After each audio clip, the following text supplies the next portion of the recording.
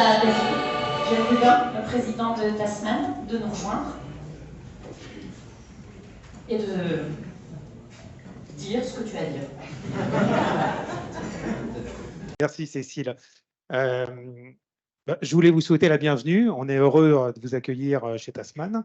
Bon, on a géré notre mini-crise juste avant la conférence parce qu'ils ont décidé de commencer les travaux dans le hall, là, de tout détruire. Ils avaient déjà commencé à détruire, mais là, ils ont décidé de couler la chape juste avant notre conférence. Donc, ça a été l'objet de notre mini-crise du jour pour correctement vous accueillir. Donc, je dis ça pour dédramatiser la manière dont on vous reçoit. Mais vous voyez, les locaux ici sont sympathiques et c'est comme ça qu'on aime recevoir nos clients. C'est une journée un peu spéciale aujourd'hui. Je ne serai pas long, mais en fait, on s'est rendu compte il n'y a pas longtemps que Tasman fête ses 5 ans. Enfin, on a 5 ans et 1 jour, parce qu'on avait annoncé la création de Tasman le 18 octobre 2018.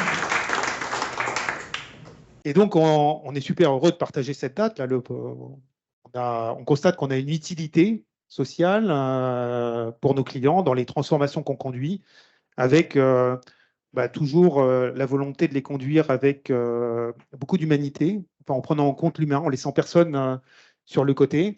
Et on sent que c'est de plus en plus nécessaire justement d'inventer des nouvelles méthodes d'agilité, des nouveaux modèles managériaux qui résistent à la crise. Et c'est pour ça qu'on s'est dit aussi que le thème de la soirée serait d'intérêt pour vous, quelles que soient vos fonctions, quels que soient les secteurs d'activité dans lesquels vous travaillez. Et je sais qu'ils sont nombreux ce soir. Et ce qu'on aime, c'est inspirer nos clients. Ça fait partie de nos 7 valeurs, 8 valeurs, d'aspirer à inspirer nos clients. Et donc, j'espère que vous repartirez avec plein de petites idées, pas trop de théorie et plein de trucs concrets à appliquer dès demain matin. Voilà, je vous souhaite une bonne soirée et je passe la main à Cécile.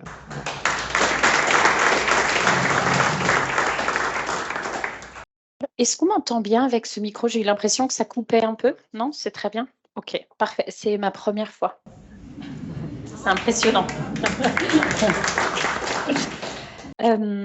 Donc, diriger en situation de crise est une compétence cruciale, que ce soit dans le secteur public où la sécurité des citoyens est en jeu, ou dans le secteur privé lorsque c'est la continuité de service qui l'est tout autant. Aujourd'hui, nous avons l'honneur d'accueillir 4 experts et expertes dont les expériences diverses nous apporteront un éclairage pour mieux comprendre les stratégies de résilience nécessaires en de telles circonstances. Alors, nous allons plonger dans un univers où la pression est constante, où la prise de décision peut changer le cours des événements et où la résilience est la clé pour surmonter les obstacles. Nos intervenants et intervenantes aujourd'hui incarnent cette résilience et l'art de diriger en situation de crise. Alors, je vais vous les présenter. Anne-Gaëlle Baudouin, qui est donc préfète, directrice de l'Agence nationale des titres sécurisés, l'ANTS. Son rôle requiert une combinaison de compétences en communication au niveau national et de leadership opérationnel auprès de ses équipes au quotidien. Tatiana Briand, ex-négociatrice du RAID, consultante et conférencière en gestion de crise. Elle a vécu des situations extrêmes où la décision peut signifier la vie ou la mort. Aujourd'hui, elle met à profit ses compétences de négociatrice auprès d'entreprises et qu'elle l'accompagne dans des situations moins critiques, mais néanmoins cruciales pour surmonter les obstacles d'un monde du travail qui est en constante évolution. Jean-Louis Houpert, directeur de RATP Infrastructure, vous êtes aux commandes d'un service essentiel à la Régie autonome des transports parisiens. En cas de crise, la continuité de service doit être garantie, quelles qu'en soient les circonstances. Et enfin, Éric Salomon, directeur client, porte-parole d'Enedis. Vous êtes le visage public d'une entreprise de distribution d'électricité qui doit faire face à des situations de crise variées, des pannes majeures jusqu'aux catastrophes naturelles. Alors, dans une première partie de cette table ronde, on va examiner le passé récent et nos intervenants vont partager leurs diverses expériences qui les a mis directement à rude épreuve. Ensuite, on examinera les stratégies de résilience, les pratiques exemplaires qu'ils ont pu développer grâce à leurs expériences et donc ils vont les partager avec nous. Et puis pour finir, nous découvrirons comment ces expériences qui ont transformé nos intervenants et nos intervenantes en tant que managers, en tant que leaders et peut-être aussi à titre personnel. Donc, soyez prêts à plonger au cœur de situations complexes, à explorer des décisions cruciales et à découvrir comment le management et le leadership éclairent le chemin, même dans l'obscurité de la crise. Alors, prêts? Commençons cette conversation passionnante. J'ai toujours rêvé de faire du journalisme, je me rends compte là. Donc, commençons cette discussion passionnante sur la résilience en temps de crise. Et pour commencer, Tatiana, je me tourne vers vous. Est-ce que vous pouvez, comme entrée en matière, nous définir un peu ce qu'est une crise, comment on la définit et ce qu'est une situation de crise? Bonsoir à tous. Voilà. Ah, ça va être mieux. Oui. J'ai plus de porte-voix, donc il faut que je m'habitue maintenant au micro. Bonsoir à tous. Alors, c'est difficile parfois de trouver un consensus sur la définition de la crise parce que on peut tous avoir une vision très différente de la crise en fonction des organisations dans lesquelles elle va s'inviter. Alors, pour reprendre quelques généralités, on va partir du postulat que la situation ou le phénomène, en fait, de crise, déjà, s'invite dans tous les domaines. C'est-à-dire que vous allez rencontrer des crises voilà, économiques, financières, des catastrophes naturelles, des crises sanitaires. Enfin, ça, aucun secteur ne va être épargné et inévitablement, il va nécessiter une gestion particulière en fait, de cet événement. Donc, on peut considérer aujourd'hui qu'une crise, c'est une situation qui va sortir du cadre des schémas habituels, des incidents que l'on a l'habitude de traiter, d'accord? Et ça va venir remettre en cause, ou en tout cas, ça va venir modifier certains comportements, certains process, certains préjugés parfois. Ça va venir ébranler aussi souvent des certitudes. Ça va nous obliger à souvent intervenir dans un facteur de temps assez restreint. Donc, ça va générer de l'urgence, des prises de décision prises parfois dans l'urgence, et ça va venir modifier des stratégies, des organisations. Donc, ça va venir véritablement, en fait, bousculer les méthodes en fait habituelles de traitement. Donc, on peut trouver relativement un consensus autour du fait que ça va venir, c'est un événement qui est inattendu et qui va venir à un moment donné contrarier une activité. Ça va être un événement qu'on va devoir gérer dans le temps et ça va évidemment générer de l'incertitude. Merci beaucoup pour cette entrée en matière. Donc. Et donc, Anne-Gaëlle Baudouin, est-ce que vous voulez partager avec nous une expérience que vous avez vécue, une expérience de crise dans laquelle vous avez dû à gérer cette incertitude et cette notion d'exceptionnel qui vient s'inviter de façon inattendue?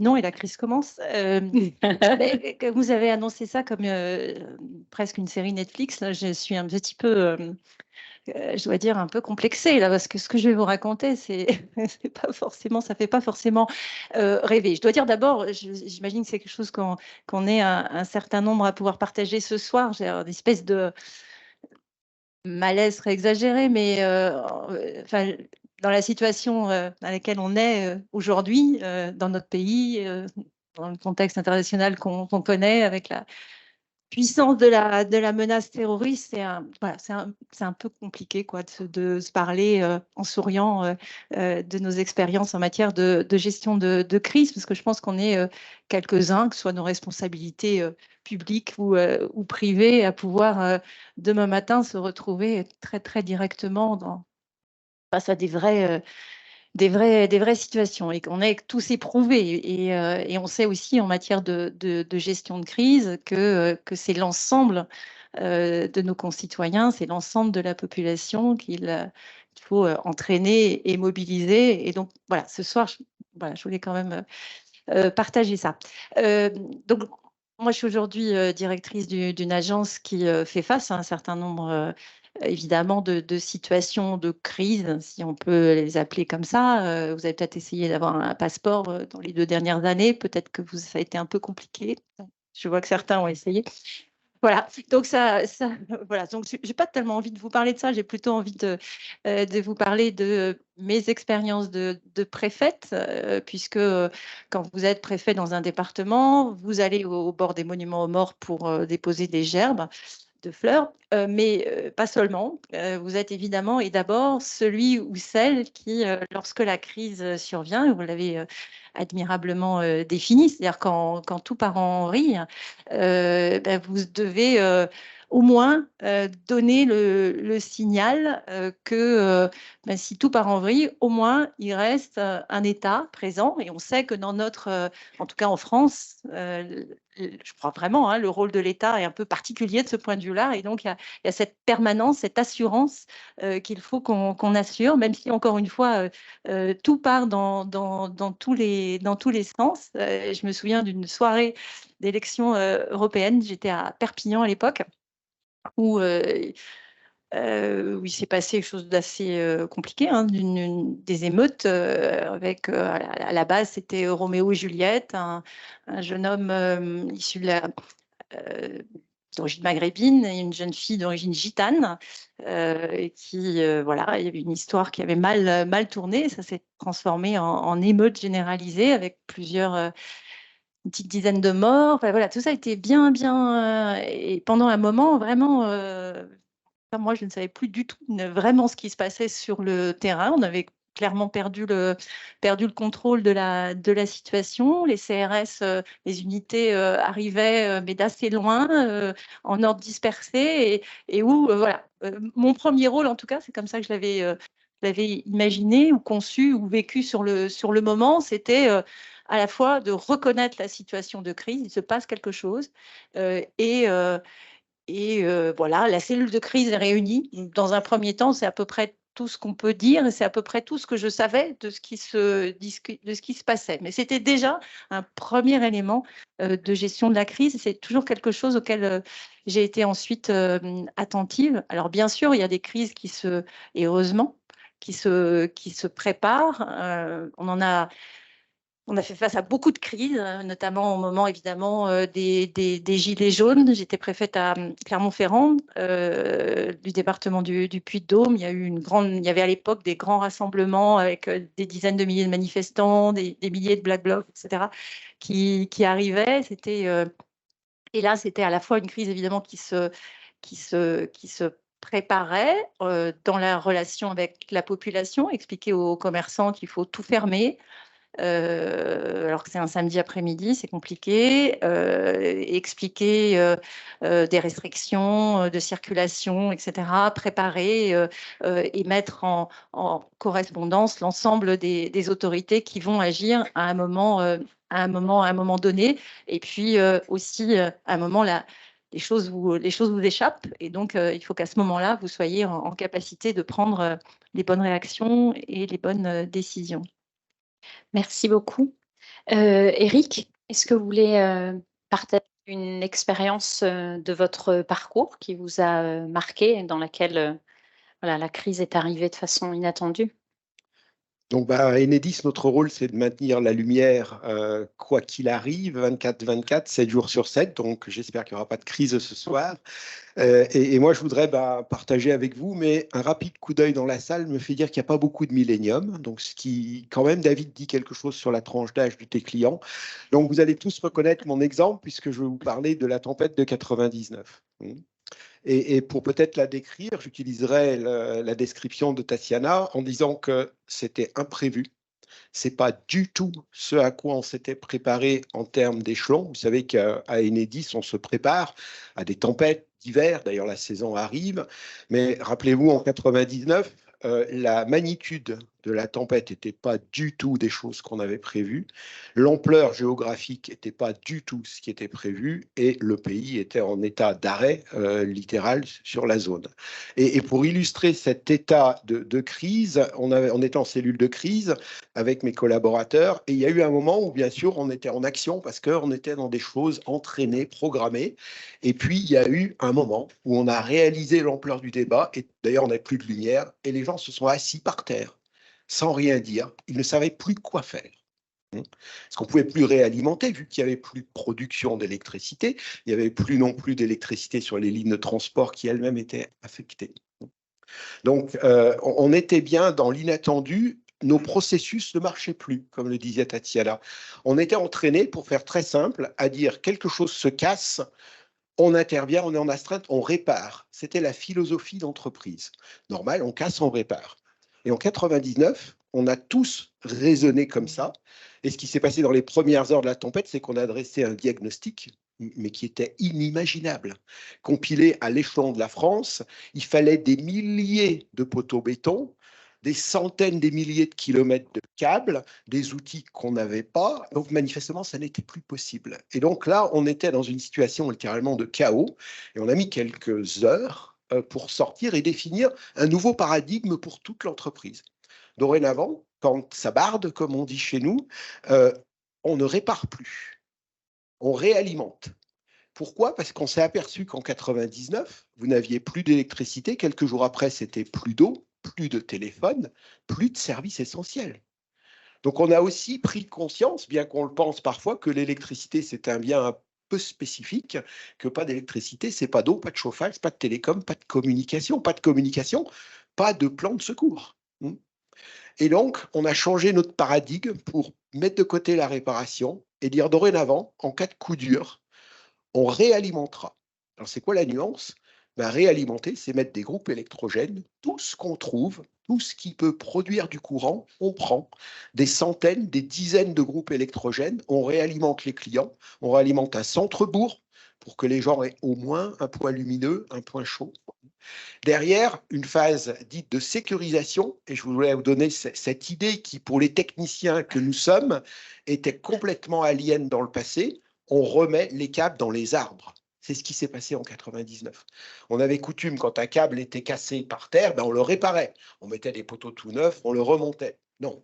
En 99, on a pris ce qui était par terre, on l'a un petit peu isolé, on l'a mis dans les arbres. Je ne sais pas si vous voyez le changement de paradigme dans la tête des gens. Et puis après, dire, on reviendra dans quelques mois, mettre des câbles neufs. Voilà, je vous raconte cette définition de la crise qui a complètement bouleversé le paradigme. Et aujourd'hui encore, on ne répare plus, mais on réalimente, on sécurise et après, on revient, effectivement. Voilà un exemple peut-être de crise que nous avons tous vécu à des degrés divers. Merci beaucoup. Jean-Louis, est-ce que vous voulez partager avec nous une expérience? Oui, bonsoir à toutes et à tous. C'était très intéressant de réfléchir à l'intervention ce soir, parce qu'en fait, j'ai relu le fil de ma vie de manager et sur ce parcours, j'ai trouvé 4 crises qui m'ont vraiment transformé et peut-être qui m'ont fabriqué en tant qu'homme, en tant que manager. C'est assez étonnant, c'est presque un apprentissage de la préparation, c'est assez dingue. La première, c'est les subprimes. Crise financière qui, évidemment, c'est un peu vu, pardon, c'est un peu vu sur le marché automobile. À l'époque, je travaillais chez Renault. Très, très rapidement, ça s'est vu sur les ventes de voitures. Et donc, arrêt brutal de projets, fermeture d'usines, chômage partiel, arrêt du jour au lendemain des contrats de sous-traitance, formation accélérée pour essayer de reprendre en main des métiers qu'on avait complètement abandonnés à la sous-traitance, etc. C'est la première crise. C'était mon premier poste de directeur, donc j'ai été accueilli par ça. Cette crise m'a beaucoup marqué parce que allez, je vivais à Paris, je prenais le train tous les matins à Massy pour aller au Mans. Et je me disais, mais pourquoi j'y vais en fait? Qu'est-ce qui fait de quoi sont faits les ressorts de la motivation? Donc peut-être que j'en reparlerai, mais ça m'a lancé sur la grande aventure de la motivation. Mais c'est cette crise-là qui m'a déclenché cette réflexion. La deuxième crise, c'est la catastrophe nucléaire de Fukushima, qui s'est transformée en crise d'approvisionnement. Je travaillais chez Renault, voilà, alliance avec Nissan. Et tout d'un coup, on s'aperçoit que les pigments de la couleur rouge venaient d'un petit fournisseur qui habitait à côté de Fukushima, qu'une certaine colle pour fabriquer les tableaux de bord venait aussi de la banlieue de Fukushima et menace d'arrêt de production. Donc, on s'est tous transformés en en membre actif et super proactif d'une task force de resourcing pour essayer de trouver des fournisseurs qui étaient capables de faire la même chose, un rouge qui ressemblait et une colle qui collait.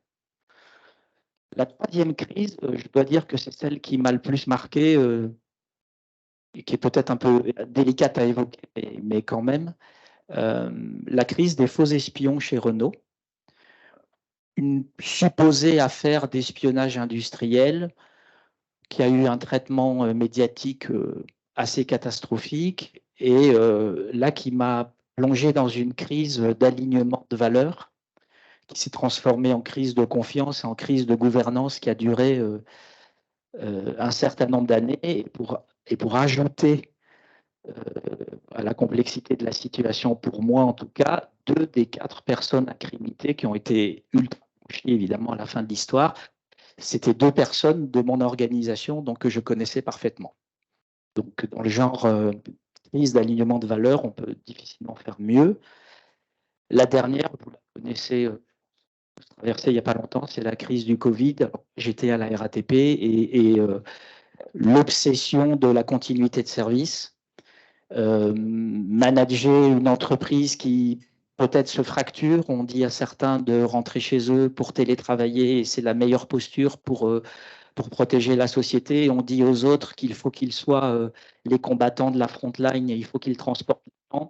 Et on dit à certains autres, mais peut-être que c'est bien de faire un service de noctilien parce que le personnel soignant, il faut qu'il puisse rejoindre les hôpitaux. Enfin bon, bref, donc ça a été une aventure assez extraordinaire. Voilà, ces 4 crises, finalement, m'ont vraiment modelé, je crois que je peux dire, m'ont profondément marqué. Et je vous remercie de m'avoir invité. C'est en venant ici que j'ai réalisé ça, à quel point ça m'avait ça m'avait modelé. Je n'ai pas d'autres mots. Merci, vous aurez l'occasion de nous dire tout à l'heure en quoi ça vous a changé. Tatiana, est-ce que vous voulez bien prendre la parole? Partager avec nous une expérience de crise vécue. J'en ai quelques-unes, des expériences de crise vécues. Faire le choix, ce que je peux dire sur les crises qu'on a vécues de manière générale, pour pas forcément rentrer dans une, sauf si vous avez des questions précises sur une crise en particulier, mais la crise telle qu'on... Nous, on est vraiment pour le coup un organisme de gestion de crise.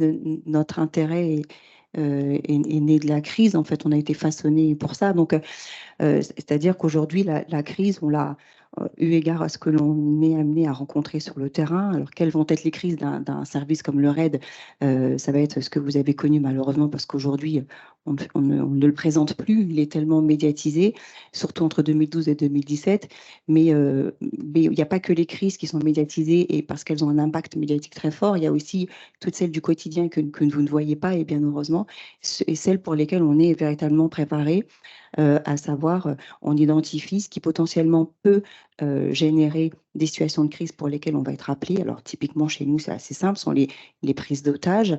Donc, un ou plusieurs personnes qui retient en otage un ou plusieurs personnes. On va avoir ce qu'on appelle les forcenés, donc les individus retranchés chez eux. Et puis, un petit peu plus à la marge, c'est moins connu, mais c'est volontaire, ce sont les enlèvements de Français à l'étranger. Alors, en dehors du politique ou du terrorisme, c'est ce qu'on appelle le crapuleux. Donc, typiquement, vous partez en vacances, on vous enlève, on appelle vos familles, on demande une rançon. Typiquement, on est activé pour négocier auprès des ambassades pour vous récupérer. Donc, ça, ce sont des crises qui jalonnent nos quotidiens. Notre quotidien n'est construit que de cas non conformes et on va anticiper, imaginer, mettre en place des process qui vont nous amener à gérer ce type de crise. Et j'ai envie de dire qu'on va, dans l'entraînement qui est le nôtre, parce qu'on est un service qui ne fonctionne qu'en vertu de l'événement, et il n'arrive pas tous les jours, heureusement, sinon ce serait dramatique. Donc, on va constamment s'entraîner sur c'est quoi la crise et surtout qu'est-ce que ça va générer chez nous en termes d'organisation et de décision. Et chez nous, la crise, c'est pas tant le forcené ou la prise d'otage, parce que ça, j'ai envie de dire que c'est le quotidien. La crise, c'est celle qui s'invite dans la crise. C'est-à-dire que c'est l'élément... alors, notre travail, c'est d'anticiper, de tout anticiper, tout ce que l'on peut pour pouvoir apporter une réponse à l'instant T, ce qui va mobiliser toute notre capacité, toute notre énergie, et ce qui va nous laisser en disponibilité l'énergie pour le petit truc qu'on n'aura pas vu venir et qui va mobiliser inévitablement toutes les forces en présence. Et la crise dans la crise, c'est vraiment, on part sur un forcené, on connaît parce qu'on a plein de typologies différentes sur les forcenés, sauf qu'aujourd'hui, ce forcené, il sort du cadre et il va nous amener à réfléchir, à penser, à se mobiliser de manière totalement différente de ce qu'on a l'habitude de faire. Et c'est là que ça va être important pour nous de savoir comment on va être en capacité de nous organiser autour de cet événement, voire d'être en capacité aussi de sortir du cadre nous-mêmes pour pouvoir répondre à l'instant T à une situation qui n'a absolument pas été écrite et qu'on est en train de comprendre et d'écrire. Alors, à la suite, je pense que je donnerai un exemple très précis d'une intervention.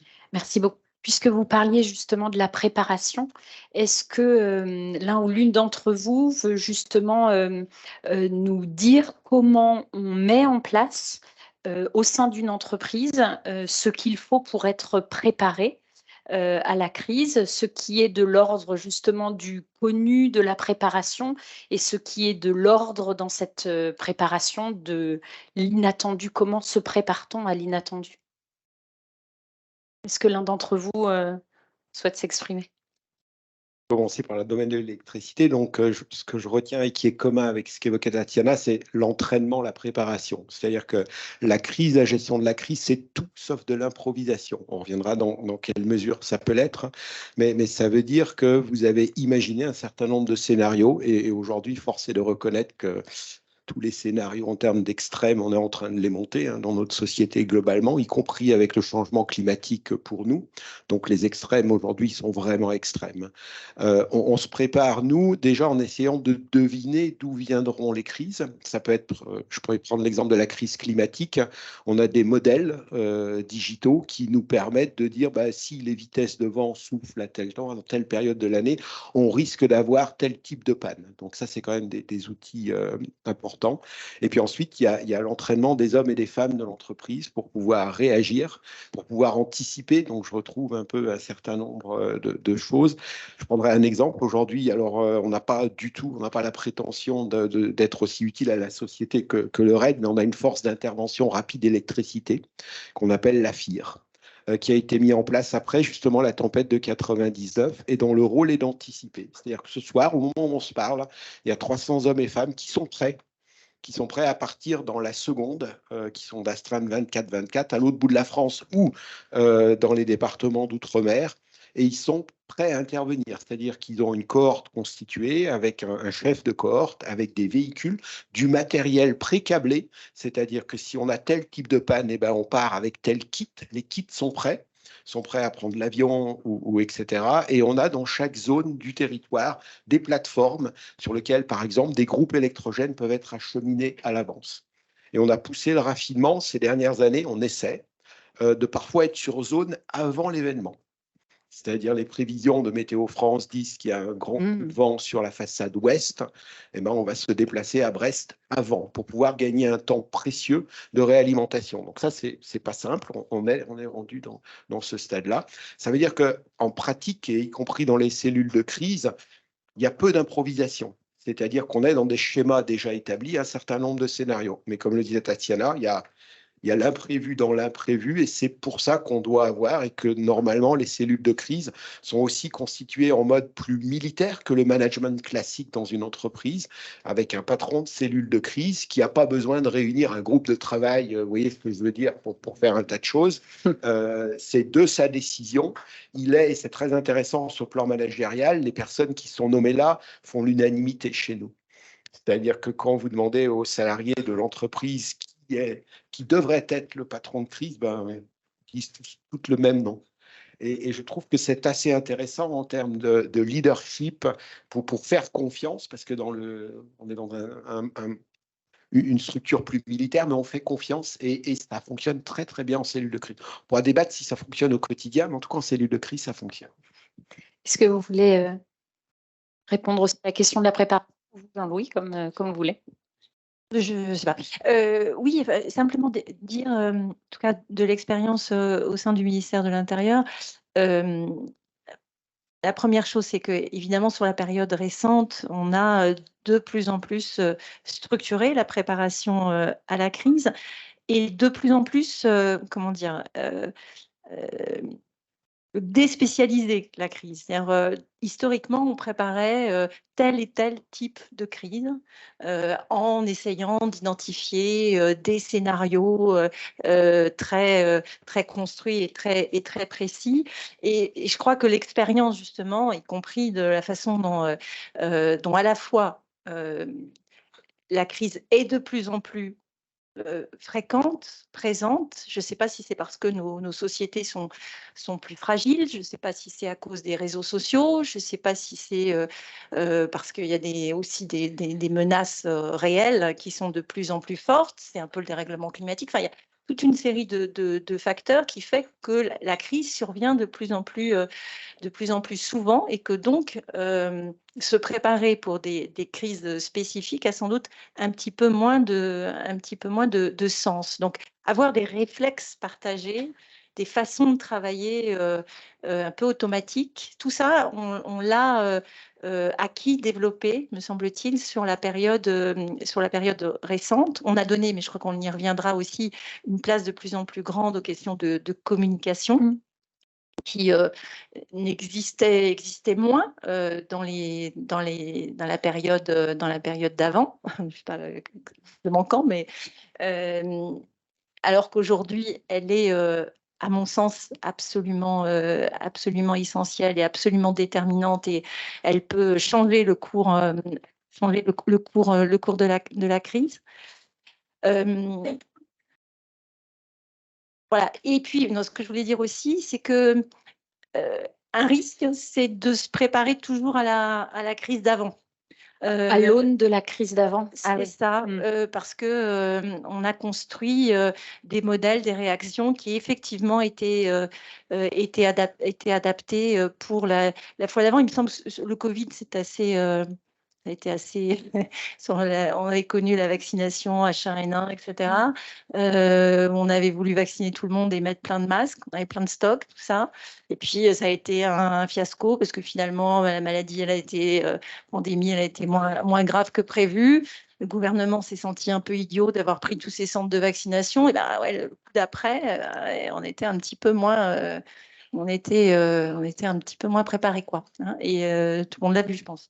Et voilà. Et on a eu du mal à se décider, par exemple, alors que ça a bien fonctionné, les vaccinodromes, en tout cas du côté de l'État, on était très fiers d'avoir réussi à mettre ça en place rapidement. Enfin, ça a été, je crois, un exemple, il me semble, de réponse quand ça a été déclenché. Mais toute cette organisation-là qui avait été pour le H1N1 préparée, imaginée, etc., et qui avait été un fiasco, tout ça, je crois que dans beaucoup de têtes publiques, on se disait, oh là là, ne surtout pas refaire ça. Donc, on a un vrai risque, quoi, à se préparer pour la crise d'avant et pas pour la crise d'après. Jean-Louis, comment on se prépare à la crise à la RATP? La RATP, c'est très processé, hein, parce que des crises, on en a, enfin, pour ceux qui prennent nos transports, on en a ouais, on en parlera après. C'est très processé, en fait. On a un dispositif d'astreinte. Les membres COMEX sont d'astreinte. C'est la décision du membre COMEX en fonction du risque, sécurité médiatique, politique, d'ouvrir une cellule de crise. Effectivement, on a un vivier de directeurs de crise qui ne fait pas du tout débat. C'est des gens qui sont très reconnus avec la légitimité qui va bien pour le faire. Et puis, alors, comme par magie, je suis assez d'accord avec ce que dit Eric, comme par magie s'installe dans cette salle la transversalité qui va bien, la capacité à décider qui va bien, les boucles courtes qui vont bien. Quand on sort de la salle de crise, on est quelquefois un petit peu déçu, mais non, c'est très, très, très processé. On en a beaucoup des crises. Alors évidemment, on est loin de ce qui a été évoqué, mais on se rappelle des émeutes du mois de juin. Voilà, des tramways qui prennent feu, des installations dégradées, tout ça, c'est priorité sans état d'âme, priorité à la remise en service le plus rapidement possible. Tout ça est orchestré par une cellule de crise, évidemment.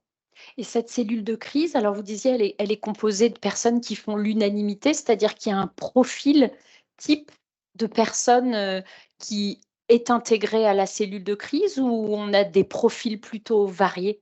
En fait, et nous, on forme des gens, c'est-à-dire on a un processus de formation à différents niveaux et une semaine donnée, on sait dans tous les métiers de l'entreprise qui est d'astreinte. Et donc, en un claquement de doigts, on est capable de déclencher une cellule de crise opérationnelle. Voilà. Et en fonction du niveau de la crise, on peut avoir, bien sûr, de notre président, cellule de crise pour voir ce qui se passe, mais le plus souvent, sur les crises courantes, c'est le membre du COMEX qui fait le lien avec les services de l'État, avec le président, avec la communication, etc. Donc, non, on a un vivier qui est assez profond, en fait.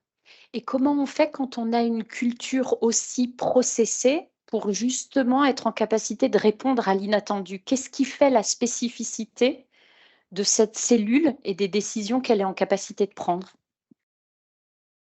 Peut-être Eric? En fait, pour moi, il y a 95% de processés, mais de processés flexibles, c'est-à-dire que c'est par module. On pourra y venir, vous posiez la question de la composition de la cellule de crise. Chez nous, on sait qu'en cellule de crise, il y a des techniciens, il y a des acheteurs, il y a des transporteurs, il y a des financiers, il y a des collègues DSI, il y a des communicants. Ça, c'est immuable. Et donc, chacun est préparé à un certain nombre de choses et c'est la partition qu'on va jouer avec le directeur de crise. Là, il y aura une part d'improvisation parce que la situation, c'est la crise dans la crise. Ça, elle n'est pas forcément préparée. Et là, c'est la qualité des personnes en cellule de crise, mais aussi des agents sur le terrain qui renseignent, qui permet de voir.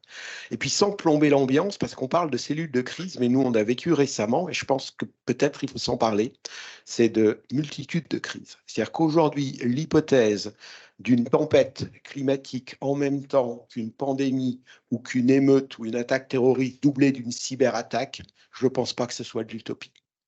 Et là, ça change la donne en toute humilité sur ce que l'on fait, comment on s'y prend.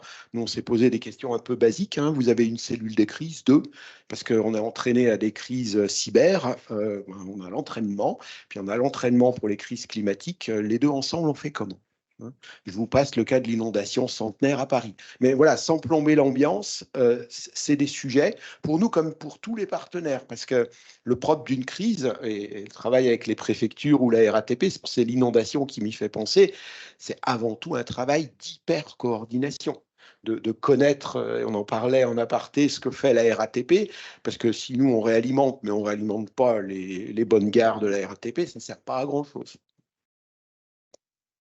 Et oui, est-ce que juste rebondir sur les propos d'Éric, effectivement, il y a parfois ce qu'on appelle un déficit de croyance, c'est-à-dire qu'il y a vraiment se poser la question, mais surtout réaliser que ça puisse réellement arriver, parce qu'on est plus souvent en face d'un déficit de croyance qu'un déficit de compétences.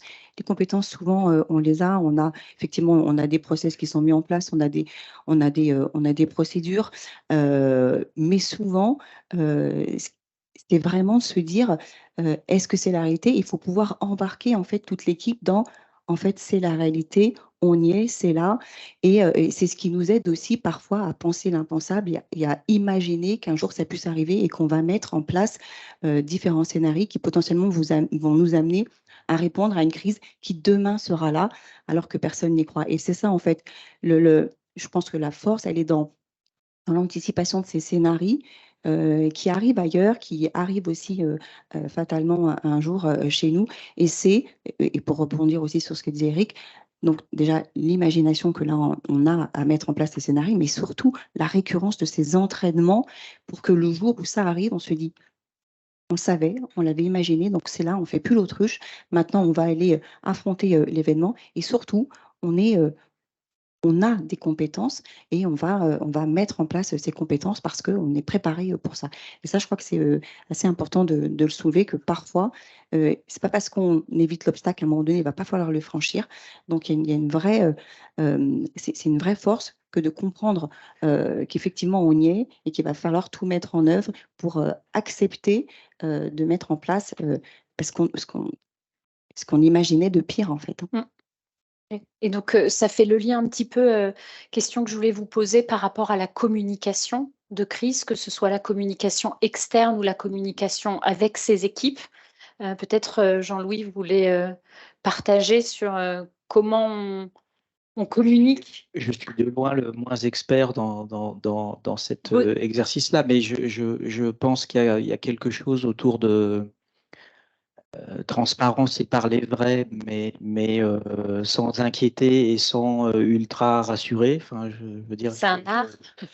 c'est un art. Je pense qu'il y a un sujet autour du temps, c'est-à-dire les boucles sont très courtes, c'est des ultra courtes et ça monte et ça descend. C'est le deuxième point qui me frappe sur la communication en style de crise. Et puis, la clarté de la consigne. J'ai été frappé un jour, fait un exercice, il y avait un texte qui était une demi-page et on a dit aux gens, est-ce que vous pouvez compter le nombre de F qu'il y a dans le paragraphe? On s'est tous dit, bon. Quand l'animateur nous a dit combien de personnes ont trouvé 8 F? Alors là, il y a des mains qui se sont levées, puis on s'est tourné et tout le monde n'avait pas levé la main. C'est pas possible. Combien en ont trouvé 9, 10? Alors ça allait de 8 à 13.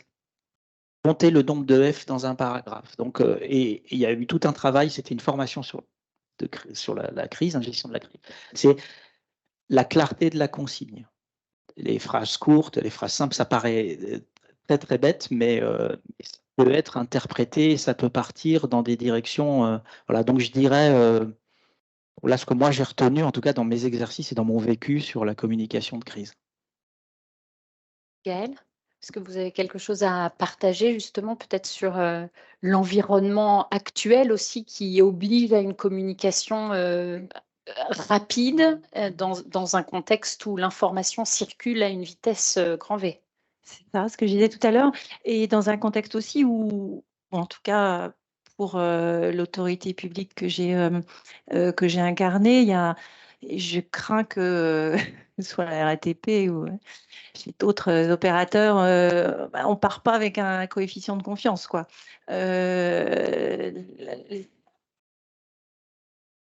Bon. Alors, c'est paradoxal, hein. La crise, me semble-t-il, vous redonne un petit peu de, tout d'un coup, parce que tout va mal. Je disais tout à l'heure, voilà, il y a besoin d'avoir quelqu'un qui incarne le fait que le retour à la normale va être à un moment possible. Et de ce point de vue-là, la crise, voilà, vous redonne un petit peu de lustre par rapport à cette méfiance vis-à-vis de tout ce qui aujourd'hui incarne ce qui ressemble à de l'autorité ou quelque chose de public. Voilà. Donc mais bon, voilà. Malgré tout, on vous soupçonne très vite de ne pas dire la vérité, enfin, derrière les principes de transparence, tout ça. Enfin voilà, vous êtes soupçonné, donc il faut avoir conscience de cette méfiance, de cette méfiance-là, parce qu'elle existe. Évidemment, les réseaux sociaux, encore une fois, changent la donne, l'accélèrent en tout cas, la rendent encore plus difficilement perceptible. Et encore une fois, on le savait tous, je pense, hein, il faut parfois quelques tweets pour transformer une situation finalement assez banale en une vraie crise qui va mobiliser les médias, les autorités, parce que pour nous, en tout cas, c'est souvent effectivement l'attention du ministre, l'attention quand BFM et CNews, etc., commencent à vous appeler pour vous dire ce qui se passe. Là, vous vous dites, ça y est, effectivement, il va falloir que la cellule de crise, alors que peut-être objectivement, il ne se passe pas des choses, il se passe pas des choses incroyables. Donc pour nous qui avons, en tout cas pour ma génération, qui n'avons pas été élevés et biberonnés à ça, s'adapter à ce flux-là, à ce mode-là, donc ce qui suppose à la fois de savoir ce qui s'y dit, de savoir ce qui s'y passe, honnêtement, je parlais tout à l'heure des gilets jaunes. Il y avait la formation qu'on regardait un peu classiquement, ce qui remonte d'ailleurs, les policiers gendarmes aussi, ils regardaient ce qu'il y avait sur les, sur les Insta, sur les réseaux, etc. Mais ce qui se disait sur les réseaux sociaux, évidemment, c'était presque aussi important finalement que les rapports de police ou les choses qui remontent de façon extrêmement objective, parce que ça conditionne la réalité perçue, celle qui intéresse le ministre aussi en vrai. Et voilà, donc cette nécessité-là de suivre ce qui se passe et de se doter des moyens de cette veille est très, très, très, très importante. Nécessité, encore une fois, d'incarner, de donner cette parole et rapidement pour, disais, en tout cas, moi, ce que j'essaie dans mes gestions de crise de suivre, c'est au moins pouvoir dire très vite, on est là, on a vu qu'il y avait un problème. Et la plupart du temps, c'est compliqué parce que vos équipes, elles ne savent pas ce qui se passe. Et elles veulent ne vous dire que quand elles le savent, parce qu'elles veulent déjà pouvoir en même temps vous dire ça y est, on est en train de résoudre le problème. Voilà. Alors, le truc, c'est déjà savoir qu'il se passe quelque chose. Même si ce n'est pas forcément très grave, c'est le savoir et pouvoir très vite dire on a vu, il y a un problème, on s'en occupe. Voilà. En vrai, on ne sait pas ce qu'on va faire, on ne sait pas comment ça va se terminer, mais ça existe et on est là. Et déjà ça, plop, vous avez finalement descendu 2 étages de la crise et ça vous laisse un petit peu de temps pour passer à l'étape suivante. En tout cas, moi, c'est vraiment ça que j'essaie d'appliquer même aujourd'hui. Éric, vous êtes un communicant, hein, professionnel de la communication sur les situations de crise. Est-ce que vous avez des bonnes pratiques ou des choses essentielles qui doivent faire partie d'une bonne communication de crise en entreprise, dans les situations qu'on peut tous rencontrer et qui nous déstabilisent parfois? Alors, je crois que tous ceux qui ont eu le privilège ou le désavantage de communiquer en situation de crise vous diront d'abord qu'il faut être humble, que c'est un exercice très, très compliqué. Hein. Donc déjà, ça fait descendre le niveau d'humilité. L'autre point, c'est quand on est en situation de crise pour nos concitoyens, hein, pour pouvoir les servir, il faut avant tout se mettre à leur place. Et vous avez beau occuper une fonction de préfet, d'opérateur de réseau, il se passe des choses dans la vraie vie des gens. Et donc, je crois que c'est avant tout ça qu'il doit faire. Ensuite, il y a aussi beaucoup d'entraînement et de préparation. Hein. Communiquer en temps de crise, c'est pas avoir 3 chiffres sur un papier, puis aller au journal et s'exprimer. Là, vous êtes sûr que c'est un car crash. Hein. Donc, il y a beaucoup de préparation. Ce qui caractérise la communication en temps de crise, c'est le direct. Pour tous ceux qui ont fait des enregistrements télé à BFM Business ou je ne dis pas que c'est facile, hein, mais c'est enregistré, vous pouvez préparer. Bon, en situation de crise, au journal de 20 h, il y a 1 million de clients dans le noir, c'est du direct, on ne va pas vous enregistrer. Hein. Donc ça, c'est un impact et je dirais que c'est ce que vous avez signifié tout à l'heure. L'essentiel, c'est de rassurer. Alors comprenez-moi bien, ce n'est pas de raconter des salades pour être faussement rassurant. Pourquoi ? Parce que quand vous êtes en communication de crise, vous ne savez pas combien ça dure. Nous, dans l'électricité, si on dit le dimanche, ah ben, rassurez-vous, tout va bien, c'est sous contrôle, demain soir, tout le monde a le courant. Le problème, c'est que 2 jours après, c'est vous qui serez aux 20 h. Hein. Et si vous avez promis que tout le monde était rassuré, vous passez littéralement pour un clown. Hein. Donc, c'est rassurer parce que vous avez la compétence, et c'est ce que vous évoquiez. On n'est pas là pour faire briller les yeux, promettre n'importe quoi, mais la situation, on l'a comprise. Donc, on rassure sur d'abord le diagnostic. Si tout est par terre, bah, tout est par terre, il faut le dire. Parce que tout le monde l'a vu de toute façon. Hein. Toutes les télés ont montré les réseaux cassés, le cyclone, etc. Par contre, vous allez devoir rassurer parce que vous prenez les choses en main. Vous n'êtes pas en train de dire ça va se passer en tendance, mais regardez. J'ai 3000 hommes sur le terrain, on a ça, on se mobilise, on est là pour vous, on communique avec vous sur ce qu'on sait. Donc, c'est rassurer pour de vrai avec des éléments en pensant que vous allez devoir être crédible pendant peut-être des jours, pour pas dire 15 jours ou 3 semaines. Et ça vous place dans une situation d'équilibre, d'humilité qui aide à défaut d'être parfaite. Merci. Tatiana, vous intervenez en entreprise auprès de dirigeants et de managers. C'est quoi les conseils que vous leur prodiguez par rapport à la gestion de la crise et puis peut-être aussi spécifiquement par rapport à la communication et le management de leur équipe dans des moments compliqués? J'imagine qu'on vous a déjà sollicité dans ce type de situation. Alors, précisément sur la communication, ça ne s'improvise pas la communication. C'est-à-dire que D'abord, il faut vouloir communiquer, il faut aimer communiquer, et puis il faut savoir communiquer dans une certaine temporalité. Donc, lorsque l'on définit notamment des processus de crise, inévitablement, la communication, elle va prendre une place très particulière. C'est-à-dire que la communication de crise, c'est pas la communication lambda, c'est une communication qui va potentiellement générer des situations anxiogènes. Et l'idée, c'est de ne pas surcommuniquer pour aller mettre sur une autre crise. Donc, l'idée, c'est effectivement, comme vous l'avez dit, qu'est-ce qu'on communique, dans quelle temporalité et quels sont les éléments que l'on va donner. Il y a des informations qui techniquement sont totalement gérables et qui ne le sont absolument pas sur le plan émotionnel. Donc, l'idée, c'est est-ce que les gens ont à connaître impérativement de tout, ou qu'est-ce que l'on peut donner à leur niveau de connaissance qui est largement suffisant pour qu'ils comprennent en fait ce qui est en train de se produire, l'évolution et potentiellement de quelle manière on est en train de s'organiser pour y répondre. Et encore, parce que parfois, vous savez, la crise, les enjeux parfois paraissent exorbitants, mais surtout, ils apparaissent au fur et à mesure. Et à chaque fois que vous avancez dans la crise, vous découvrez aussi parfois d'autres enjeux. Donc, il faut pouvoir communiquer de manière assez factuelle. Et c'est ça. Par contre, il faut communiquer parce que souvent, quand on n'a pas de communication, c'est ça aussi qui est anxiogène. Alors, c'est souvent aussi du pain béni pour la presse, c'est-à-dire que, je parle un peu d'expérience là pour le coup, pas forcément dans le privé, mais dans les fonctions que j'ai eues avant, c'est que ce que vous ne communiquez pas, de toute façon, les gens vont communiquer à votre place et la nature ayant horreur du vide, si vous ne donnez pas des éléments de langage, ils vont être fabriqués quoi qu'il arrive.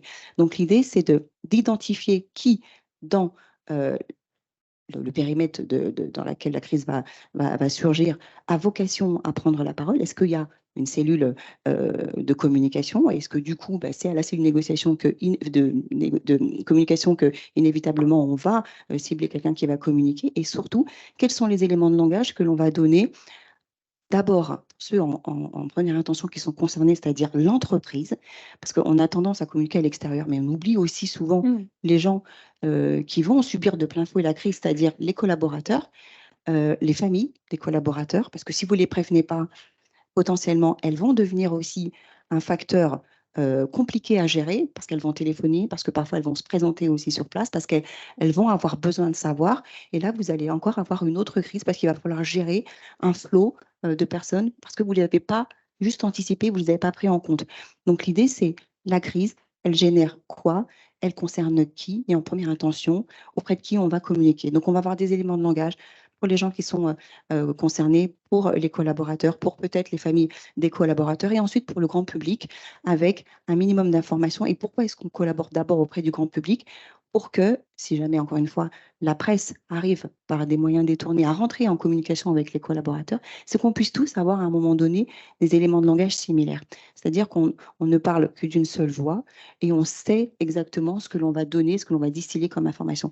Et ça, c'est important parce qu'on le voit, ce qui est générateur de crise, c'est la désinformation. C'est des informations qui sont sorties, qui n'ont pas vocation à sortir, qu'on est en train de gérer, mais qui à un moment donné vont nous submerger, notamment parce que ça va créer un incident à l'extérieur et qu'il va d'abord falloir gérer ça avant même de se positionner sur les éléments de la crise eux-mêmes. Merci. Jean-Louis, j'avais peut-être envie, là, on ne va pas tarder à clore la discussion, peut-être d'aller chercher un peu les éléments positifs ou les éléments révélateurs qui peuvent émerger d'une crise. Est-ce que vous pensez à quelque chose, des bonnes surprises qui émergeaient d'une crise et sur lesquelles vous avez pu vous appuyer ensuite? Le fameux monde d'après, non, c'est ça? Non. Est-ce qu'on découvre des talents pendant la crise? La crise, elle est bien sûr révélatrice des fragilités et des faiblesses et des limites d'un certain nombre de choses, mais elle est aussi révélatrice de plein de choses positives. La première chose qui me vient à l'esprit, c'est le faire autrement. Parce que si vous aviez demandé un dossier pour le 15 mars 2020, est-il possible de confiner la France, je pense que le PowerPoint aurait conclu que c'était impossible. Oui, Tasman aurait réussi. Mais la première chose, c'est le faire autrement, forcément. Dans toutes les crises que j'ai traversées, on est ressorti avec des choses qui sont restées ancrées. des idées qui sont devenues pérennes. Et puis, bien sûr, il y a le côté individuel de ça. Alors ça marche dans les deux sens. Des gens qui s'effondrent et que vous pensiez solides, et puis des gens qui se révèlent, des miracles managériaux, de gens qui, animés par quelque chose. Moi, j'ai un souvenir ému d'une petite acheteuse pendant le Covid, débutante, qui a déployé des trésors d'ingéniosité pour réussir à approvisionner la RATP en masques. C'était une très très jeune acheteuse, mais qui avait juste fait de cette cause la cause de sa vie. Et donc elle regardait comment les autres s'y prenaient, ce qui marchait pas, elle prenait des contacts, etc. Et on a réussi à alimenter tous nos machinistes de la RATP à partir du moment où on a pu le faire, on a eu le droit de le faire, on avait un flux de masques et ça tenait sur les épaules d'une petite dame qui avait même pas 30 ans et que je connaissais à peine. Et elle s'est révélée.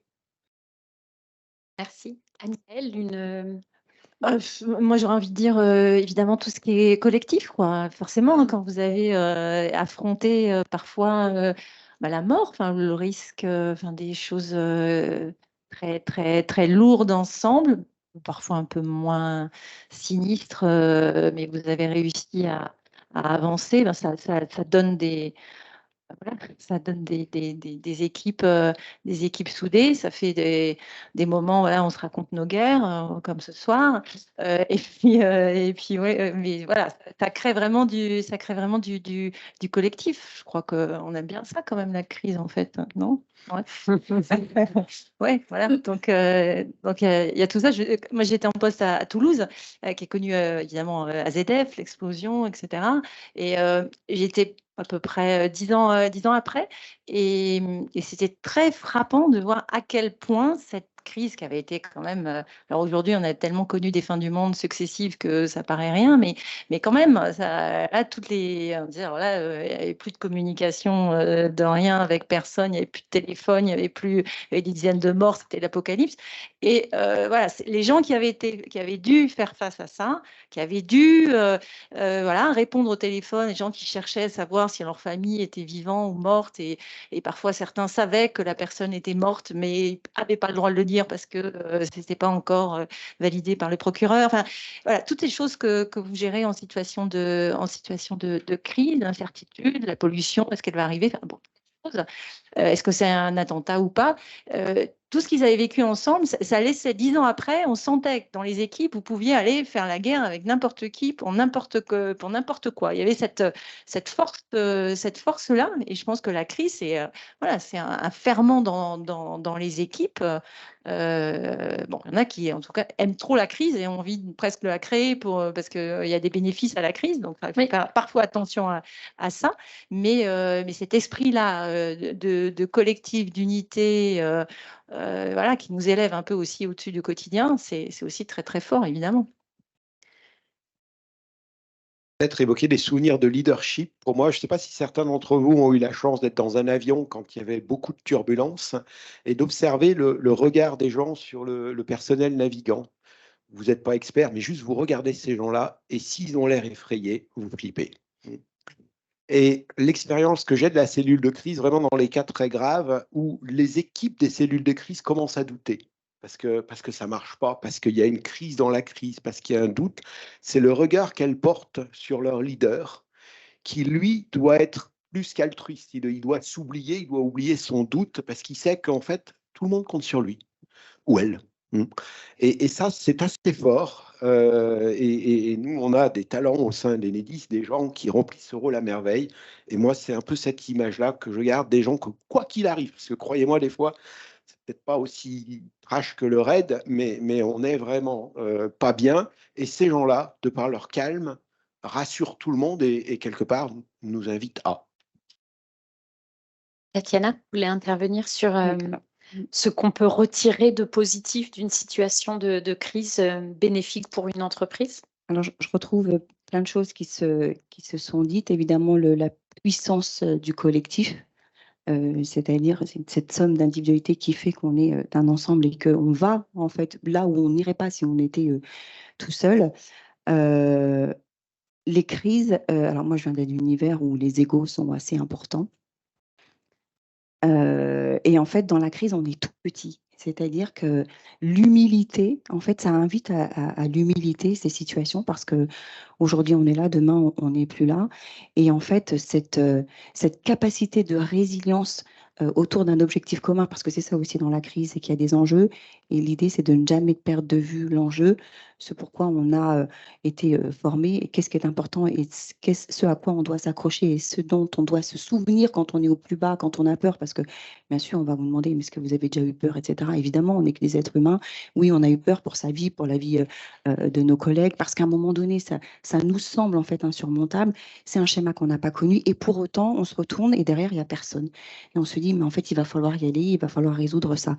Et quand vous regardez autour de vous, vous dites, mais on est tous ensemble déjà, on est compétents et on va se remobiliser ensemble. Et cette humilité, en fait, qui se pose et qui s'impose, elle fait qu'on se concentre sur l'essentiel parce qu'il n'y a plus de superflu, parce qu'on n'a plus le luxe d'être dans le superflu. Et ça, c'est quelque chose qui m'a frappé, que j'ai retenu et qui, je pense, m'a façonné. Et puis, cette tolérance à l'erreur. Voilà. Et ça, je crois que c'est important parce qu'on oublie un peu de le dire. Mais il me semble que c'est quand même important à souligner. Merci. On va terminer. Je vous demande un mot de la fin à chacun, quelque chose que vous avez envie de partager, un enseignement, quelque chose qui vous a façonné, peut-être changé, quelque chose qui vous semble important, qu'on n'a pas dit et que tout le monde aimerait bien entendre peut-être. Non, non, non, non, vous ne mettez pas la pression. Un mot de la fin. Éric. Ça, je pourrais être un peu noir. Il faut qu'on se prépare à des crises pas très drôles. Mais puis j'espère que mes collègues vous remonteront le moral. Mais la notion de multicrise avec le climat, la situation, bon, voilà. Donc on peut se préparer et puis du coup on les surmontera quand même. Moi, j'ai envie de dire qu'il faut rester optimiste et puis surtout. Merci Tatiana. Non, j'ai envie de dire qu'il faut fêter toutes les petites victoires. Voilà. Très bien, merci. Suivre le conseil de Tatiana, je voudrais vous partager vraiment une minuscule victoire. Il y a quelques semaines, la ligne de métro numéro 4, panne. La ligne de métro numéro 13 était en panne. Oui, c'est possible. Et elles sont tombées en panne en même temps. Et il se trouve que dans mon organisation, j'ai une équipe que j'ai eu la mauvaise idée d'appeler l'équipe cyber.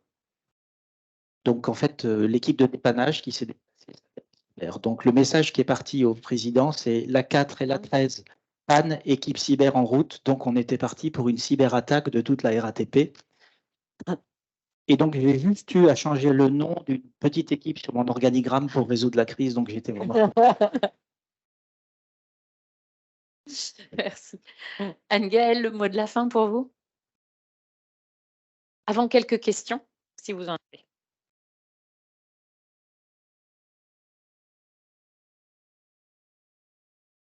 Non, depuis tout à l'heure, mais je voudrais bien trouver quelque chose à dire de positif et j'ai du mal. Voilà. Non, vraiment, j'avais en tête les moments où dans les gestions de crise, il y a eu de l'humain, quoi. Il y a eu vraiment du partage très, très, très, très fort.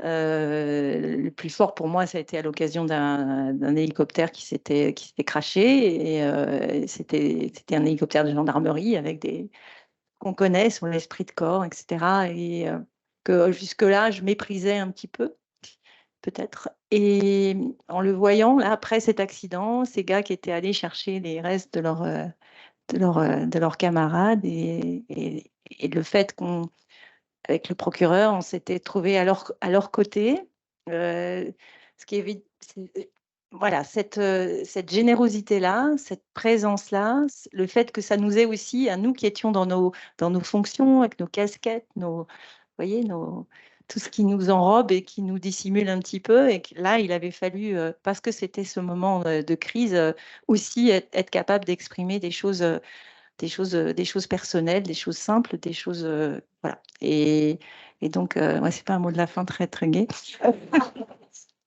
Non, en même temps, voilà, parler de ses émotions, ça fait aussi, voilà. les émotions, ça fait aussi partie de la vie. C'est ça. Et en fait, c'est ça que je voulais dire, Voilà. c'est que dans la crise, il y a aussi, évidemment, on y a fait allusion, cette dimension-là de l'émotion, de la part de soi qu'on y met, et qu'il faut savoir aussi accompagner et prendre en compte dans ces moments-là, pour nous, bien sûr, et pour tous ceux qui sont à nos côtés et dont on a besoin pour gérer les crises. Merci beaucoup. Merci à eux.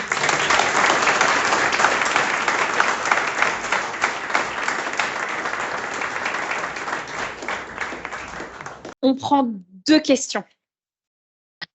J'ai entendu parler de l'immédiateté, de l'univers dans lequel la crise se passait pour pouvoir en maîtriser toutes les actions et toutes les tenants et aboutissants et la communication à mettre en œuvre. Mais à partir de quel moment on peut considérer qu'on est en crise? L'évaluation du risque et qui se produit, c'est comment vous le mesurez?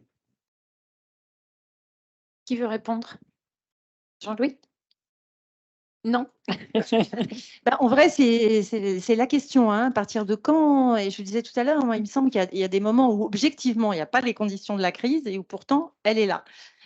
Pour moi, elle est là quand je commence à ne plus savoir ce qui se passe, quand sur le même événement, des informations contradictoires arrivent.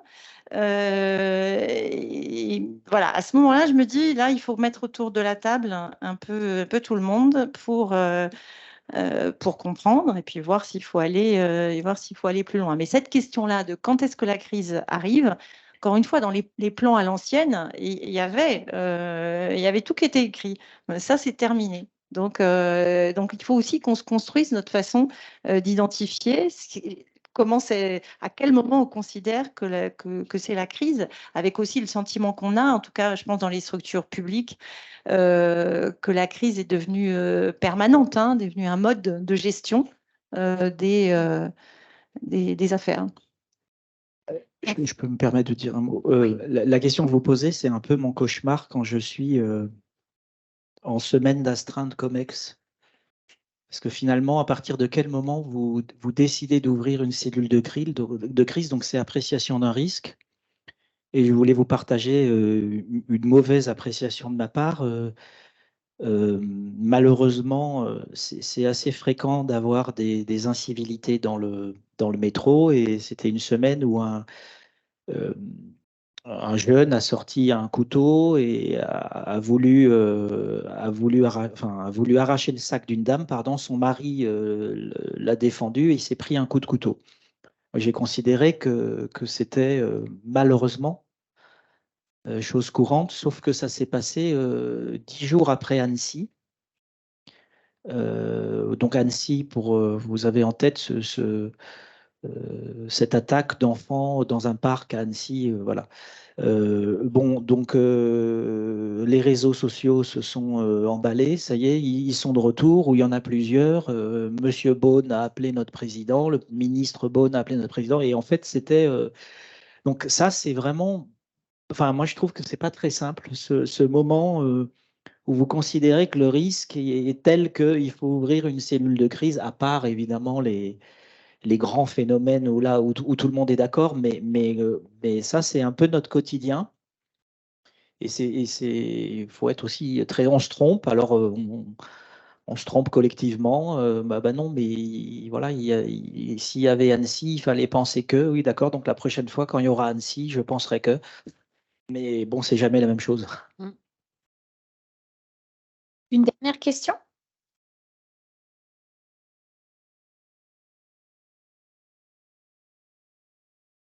Ça ne va pas être une question.